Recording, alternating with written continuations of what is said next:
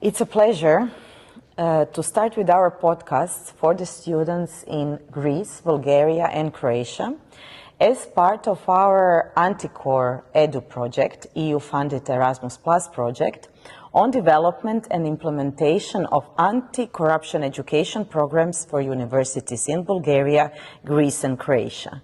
So law faculty from the University of Zagreb, University of National and World Economy from Sofia, Bulgaria, and Panteion University from Athens, Greece.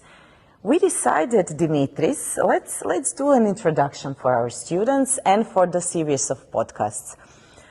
We decided, as a countries which are currently on the lower end of our European Union in perception of corruption. Although maybe that perception, if you agree, is higher than actual corruption within the country. It remains to be seen, but the truth is that the Corruption Perception Index of Transparency International indeed ranks our countries, or at least the perception of the citizens of our countries, as quite high. Yeah, maybe this is why, as we have organized corruption, or the mid-level or the low-level corruption is present within the society, which is not maybe the case in Western European countries where there is still political high-level corruption, but citizens do receive public services. They go to doctors without a problem, they go to schools, they receive other services which state's supposed to give to citizens. So, in deciding to apply for this project and decide to make our students the best as possible, we created this project, and we are very thankful for European Union to recognize it, to learn and to educate students about the threats that corruption poses, how to respond to it, how to address it from prevention and from repression. Can you tell me, Dimitris, what do you think that students in Greece will learn from our projects and from the modules that we are developing? Well, the concept of Anticore Edu is that our three countries, which are in the same region, so in the Balkans, Southeastern Europe, Greece, Bulgaria and Croatia, face the same threats or similar threats. There is a different geopolitical background, but currently the threats are the same. So we want to explore if the challenges that our legal systems and our societies are facing are similar. That's the first thing.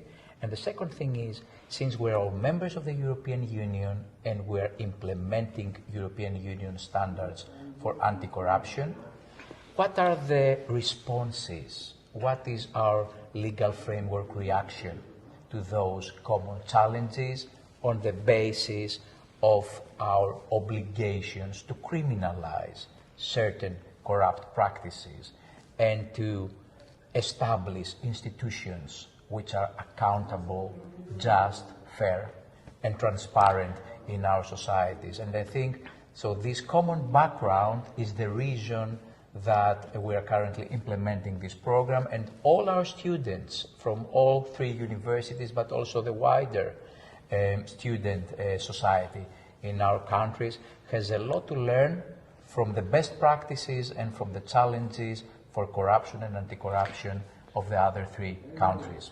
I agree, and I really appreciate the research that we've done so far, and I hope that our students from our three countries will really look at those cases, because I think that added value is that we analyze phenomenology of political white-collar crime cases.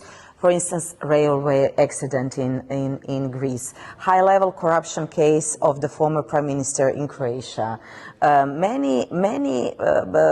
educational materials do consist of the real cases and two judicial epilogues that followed. So we also entered exercises, different exercises, and we are very grateful for GRACE program of UNCAC, because we used different modules that was developed by UN Convention Against Corruption educational body, but we made that accessible to our student and using the examples from the region that you stated. And maybe as introduction to podcasts, what what we want that our students gain from our project, how we want them to be really internationally recognized experts, and how we will achieve that with the outcome of this project. Well, we have identified in our project key anti-corruption focus areas. And for each one of those areas, we are inviting experts, world-known anti-corruption experts, to discuss with us these challenges for those identified anti-corruption focus areas, and to share with us their experiences in fighting corruption and in educating students and people about anti-corruption. So I think it is very important for our students to hear firsthand from these experts how these experts have dealt with these issues in their jurisdictions, in their countries, and this is an important know-how that we are transferring and that we are making available for all stakeholders of the project. And all of these podcasts can be also found online. This is important to say. anticoredu.eu, our website, has a dedicated section for our podcasts, and our students and our stakeholders and our direct beneficiaries actually can also access the materials that we have prepared, because we have done a very extensive legal framework analysis for both all three countries, so Greece, Croatia and Bulgaria, and also at EU and international level. So I think it is a synthesis of this knowledge and of this know-how that will benefit our beneficiaries and our students. Exactly, and we want our students to recognize what are the best modules, but also add specificities from the region, and do not be afraid. They are ready for the job market, they are ready to build integrity, and we are ready to deal with the challenges of the world and make our students as best as possible. So let's join us in this journey to anti-corruption efforts. Definitely, and it's important also to say that our anti-corruption education focuses on key areas such as energy, such as infrastructure, such as security.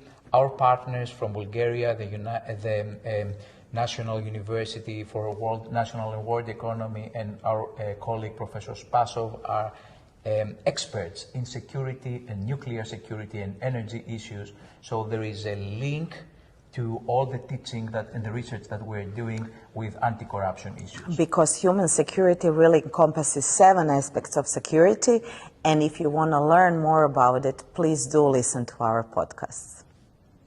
Thank you. Thank you.